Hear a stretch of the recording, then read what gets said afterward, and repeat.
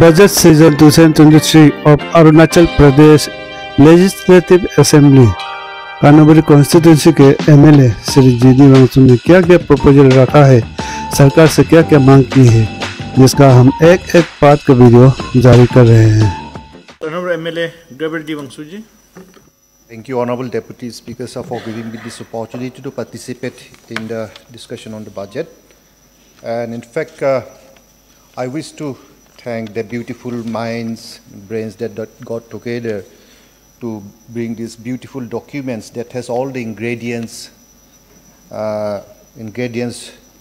that would help us in taking the state to the greater heights of development and prosperity. I have 2-3 points.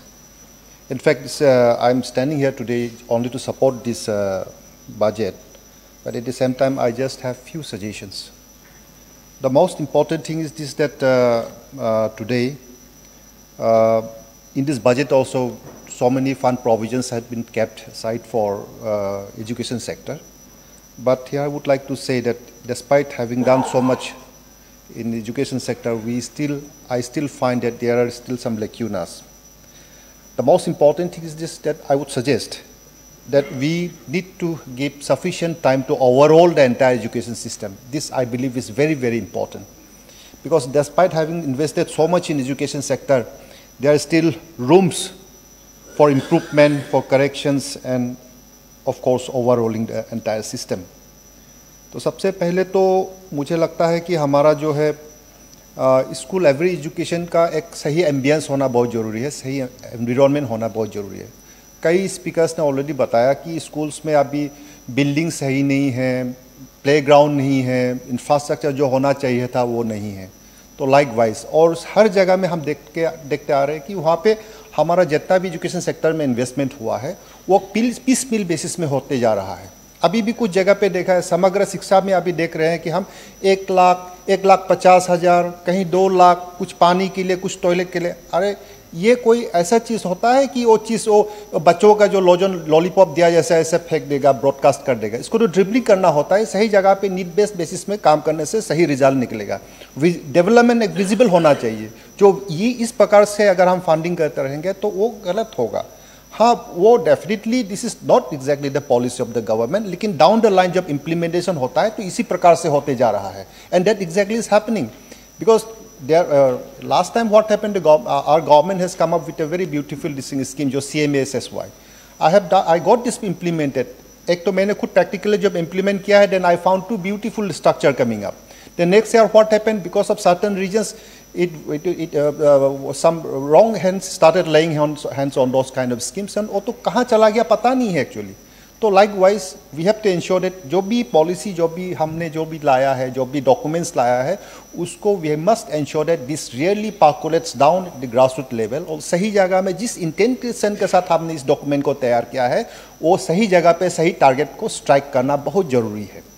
और दूसरा जो है, जैसे मैंने बताया कि यहाँ पे एक जो बहुत इंपॉर्टेंट चीज़ है कि हमारा एजुकेशन सेक्टर्स में अभी हमारा टीचर्स को हमने मल्टीटास्किंग करके रखा है।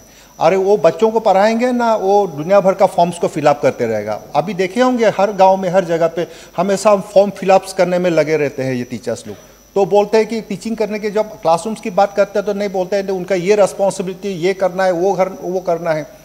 जब कुछ लास्ट टाइम जो अभी पिछले बार कल ही जो हमारा जो बिल्स पास हुआ है उसमें भी मैंने देखा कि टीचर के जिक्र किया है कि उस वाला कमेटी में टीचर गुरुजी को भी होना है, टीचर इंचार्ज को भी होना है, या टीचर स्कूल का जो टीचर इंचार्ज या तो कोई एक टीचर उसमें होना है। तो हर कमिटीज़ में, हर एक्टिविटीज़ में अगर टीचर्स को हम इन्वॉल्व करते रहेंगे तो बच्चों को पढ़ाएंगे कब actually. So we have to take care of the human resources development. This is very very important. हम जितना भी डेवलपमेंट की बात करें वो काम नहीं है जब तक हमारा बच्चों का, हमारा फ्यूचर जनरेशन्स का सही हम देखभाल अगर हम कर नहीं पाएंगे तो। एंड दूसरा है जो है, अभी जैसे मैंने बताया कि हमारा जो सही इन्वायरमेंट देना पड़ेगा, तो उसमें क्या होता है कि अभी बहुत जगह में मैंने देखा है कि स्कूल का जो कॉलोनी होता है, टीचर्स क्वार्टर्स हो, टीचर जो भी स्कूल्स बिल्डिंग वगैरह हो, वो कभी कभार लगता है मुझे स्लम एरिया जैसे लगने लगता है। क्योंकि एक छोटा सा फंड आएगा, उसमें एक एसपीटी बिल्डिंग बनाएगा, वहाँ ओपीटी का बिल्डिंग बनाएगा, कहीं एमआईबीटी का बिल्डिंग बनाएगा, कहीं वो नेफादीन से इनहेरिट किया वाला बिल्डिंग रहेगा, या तो कोई एसएससी से आया वाला एक घर बना देगा, एक बिल्डिंग बनाएगा। तो इस प्रकार से हम चलते आ रहा है। लेकिन कहीं एक सही स्ट्रक्चर हमें नज़र में नहीं आ रहा है. So that's why I believe sometimes that we have to plan our this thing area specific में हमारा जो प्लानिंग सही होना चाहिए कि यहाँ पे टीचर्स क्वार्टर्स रहेगा, यहाँ पे स्कूल बिल्डिंग्स होगा, और at the most important thing is this, because of scarcity of land we must ensure that हमारा जो वर्टिकल कंस्ट्रक्शंस पे होना चाहिए, एंड द टॉप हमें हमेशा ये ध्यान रखें कि वहाँ में हमारे कम से कम रेन वाटर हार्वेस्टिंग का भी प्रोविजन होना चाहिए. तो इस प्रकार से इनोवेशंस के साथ एक वो मोटिवेट करके हमें साइड ले जाने से सही रहेगा. And then another most important thing is this that एक सेक्टर जो है जिसमें मेरा सजेशंस ये रहेगा कि व्हाई नॉट ये एजुकेशन ऐसा सेक्टर होना चाहिए जहाँ पे रिजर्वेशन ही नहीं होना चाहिए, specially with regard to recruitment. On that meritocracy must prevail there. Actually जो मेरिटोरियस है उनको नौकरी दिया जाए और सही शिक्षा प्रदान करने में उनका मतलब ये असिस्टेंस लिया जाए. तो मैं तो इस हाउस के द्वारा मैं ऑनरेबल डिप्टी स्पीकर में मेरे दिल की बात मैं बोल रहा हूँ कि क्यों ना हम हमारे जो अरुणाचल प्रदेश में एजुकेशन सेक्टर्स में स्पेशली रिक्रूटमेंट ऑफ टीचर्स में अगर हो सकता है, मैं ज़बरदस्ती नहीं बोल रहा हूँ, लेकिन अगर हो सकता हो तो कम से कम यहाँ पे हमारा जो ये वो परसेंटेज ये वाला इतना वाला वो रेशियो बना करके हम अगर वो वाला रिजर्वेशंस नहीं करके अगर हम खुला छोड़ देता है ताकि हमारा फ्यूचर जनरेशन की बात है. क्योंकि अभी कई लोग बताया कि पिछले बार की नेफा समय में उसका बाद में जितना भी एजुकेशन हुआ है तो हम लोग सभी लोग तो गवर्नमेंट स्कूल से आए हुए हैं. तो उस समय में इतना अच्छा एजुकेशन अगर हमको प्राप्त हुआ है तो अभी क्यों नहीं हो सकता है? Why is it that there are so many private schools are mushrooming in the remote areas, even in the remote locations of Arunachal Pradesh. अभी कल परसों मेरा ही 8-9 स्कूल्स का बंद करने का बात हुआ है. तो इसको लेकर के मैं शिक्षा मंत्री से कई बार बात किया, तो अल्टीमेटली कल ऑर्डर मिला मुझे कि जो क्लोज डाउन का जो प्रपोजल था इसको ये कर दिया, डिफर कर दिया. तो क्लोज डाउन क्यों हुआ है बोलने से मेन प्रॉब्लम ये हुआ कि वहाँ पे एनरोलमेंट कम है. तो केवल आप एनरोलमेंट कम होने देखने से तो नहीं होगा, उसको हमें देखना पड़ेगा कि वहाँ का इंफ्रास्ट्रक्चर सही था कि नहीं, वहाँ पे टीचर्स कितना क्या था, टीचर्स पोस्टेड था कि नहीं, तो इसको देखना पड़ेगा ना. अचानक 1952-53 का जो उद्घाटन किया वाला वहाँ से जो ओपन किया वाला स्कूल उसको अचानक हम कैसे बंद कर सकते हैं? तो उसमें तो कुछ तो कारण होगा उसका जिसके वजह से एनरोलमेंट कम हुआ होगा. तो उसका कारण को देखना बहुत जरूरी है. तो मैंने ये देखा कि वहाँ पे खास करके इसलिए बंद करवाया गया कि वहाँ पे एनरोलमेंट कम है. तो एनरोलमेंट कम होने के बाद क्लोज डाउन करने के बाद जो सोल्यूशन निकला है और भी भयानक है. एक बच्चों को क्लास 1 और 2 क्लास के स्टूडेंट्स को 8-9 किलोमीटर और जंगल होकर के और दूसरा स्कूल्स में जहाँ पे मार्च करवाया गया है उसमें जाना होता है. तो इसका मतलब है तुम ऐसा अल्टीमेटली अगर सही ढंग से अगर सही मायने में हम देखा जाए तो स्कूल क्लोज डाउन करना मतलब वो बच्चों को पढ़ना ही नहीं है, ये वाला सिचुएशन क्रिएट कर रहे हैं.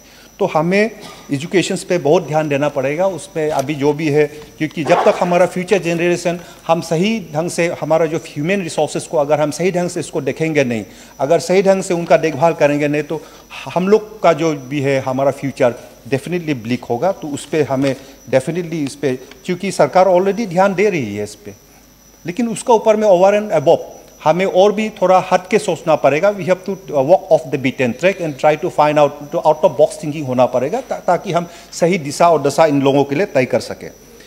मेरा एक ये है सुझाव रहेगा. एंड दूसरा बात ये for you honourable deputy speaker sir, कि अभी जो सुबह जो बताया था कि आईवी स्कूल्स को लेकर के, तो आईवी स्कूल्स में अभी ईस्ट वेस्ट नॉर्थ साउथ की बात नहीं कर रहा हूँ. जो भी पहले सजेस्ट किया गया था कि उसको अगर हम लोग नीड बेस्ड बेसिस में अगर करते हैं तो मिनिमम कम से कम अभी भी हमको लगता है 50 करोड़ होने से जो भी हमारे जो रिक्वायरमेंट हो वो फुलफिल हो जाएगा. तो उसके लिए मैं एक ही ये करूँगा, सजेस्ट करूँगा कि कम से कम 50 का वो जो भी है उसको कर दे.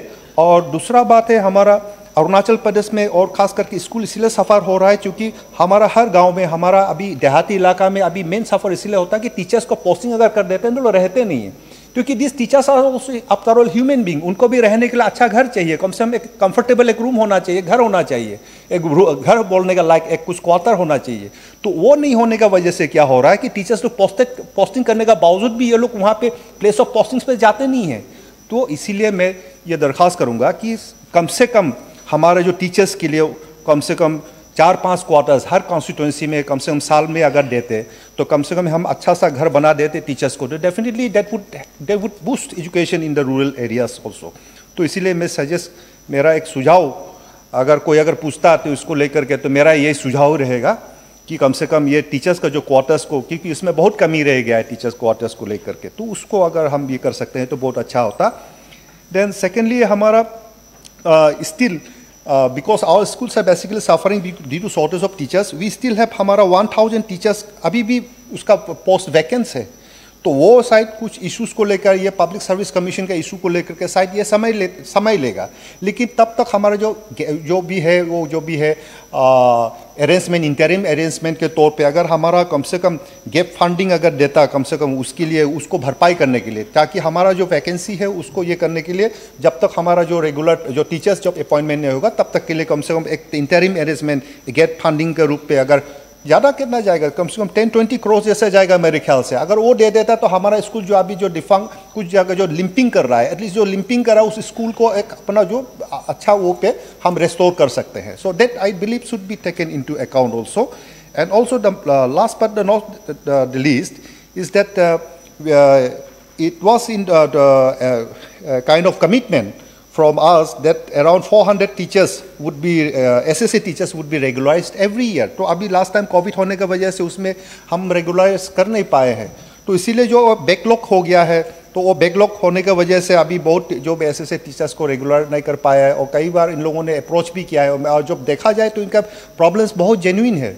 तो मुझे लगता है कि जो बैकलॉग हुआ है उसको कैसे फिल कैसे ये कर सकते हैं, क्या करने से ठीक रहेगा, क्योंकि हमारा एक कमिटमेंट था, तो उस कमिटमेंट को भी कम से कम फुलफिल कर देने का अगर कोशिश कुछ अगर होने से बहुत अच्छा रहता है. तो वी आई थिंक अराउंड 800 मोर अगर टीचर्स को भी अगर रेगुलराइज करने का कुछ अगर उपाय हो सकता है तो अगर उसको भी देख देने से ठीक था. तो ये मेरा खास करके ये सुझाव इसलिए था क्योंकि मैंने देखा कि अभी भी अरुणाचल प्रदेश में ऐसे स्कूल्स हैं जहाँ पे क्लास 5 के स्टूडेंट्स अभी तक कोखो को तो पहचानता नहीं है. मैंने खुद देखा है इसको, तो ये वाला सिचुएशन भी है कुछ जगह में. मैं नहीं बोल रहा ओवरऑल अरुणाचल प्रदेश की बात नहीं कर रहा हूँ. तो इस प्रकार का स्कूल्स अभी भी है, स्टूडेंट्स अभी भी है, तो कभी कभार ये सब देख करके भयभीत कर देता है.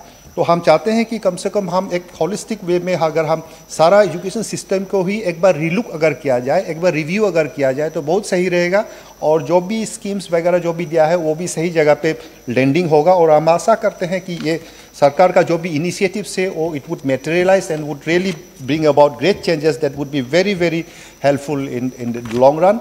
और सस्टेनेबिलिटी को लेकर के मैं एक छोटा सा एक सजेशन देना चाहता हूँ कि हमारा अरुणाचल प्रदेश में जो रोड कंस्ट्रक्शंस वगैरह हो रहा है, specially colony roads, village roads में अभी क्योंकि हर समय में हमें थोड़ा आउट ऑफ बॉक्स थिंकिंग करना मेरे ख्याल से बहुत ज़रूरी है.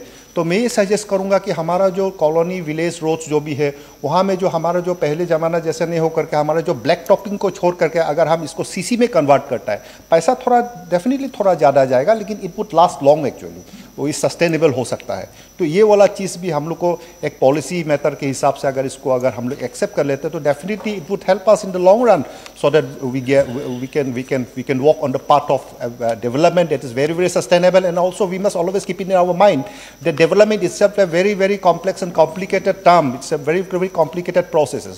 तो हमें पहचानना होगा कौन सा रास्ता सही होगा हमारे लिए, और हमारे एरिया स्पेसिफिक से किस प्रकार का दिशा और दशा तय करने से सही होगा. ये शायद हमसे भी ज़्यादा सरकार को पता है, हम पूरा भरोसा है. और ख़ास करके ये बजट जो प्रेजेंट किया है इसके लिए बहुत बहुत बधाई देते हुए, क्योंकि दूसरा जैसे मैं ढेर सारे पॉइंट्स पे मैं जाना नहीं चाहता था समय के पाबंदी की वजह से, तो मैं ही स्पेसिफिकली वो एजुकेशन सेक्टर्स को लेकर के मेरा जो डील की जो बात है वो आप लोगों के सामने में रखने के जो मुझे जो ये मौका मिला, इसके लिए मैं बहुत बहुत धन्यवाद. और खास करके अभी सरकार को इस बजट के लिए मैं बहुत धन्यवाद देते हुए मैं यहीं पर समाप्त करता हूँ. Thank you so much deputy speaker sir. इस वीडियो को मैंने Arunachal Pradesh legislative assembly news channel से डाउनलोड करके आप लोगों तक पहुंचा रहे हैं. और असेंबली का आज आखिरी दिन होगा, और सीधे आज कानूबरी कॉन्स्टिट्यूंसी और पूरे हमारे लोंगडिंग डिस्ट्रिक्ट के एमएलए मिनिस्टर से सीधे मिलने की कोशिश करते हैं.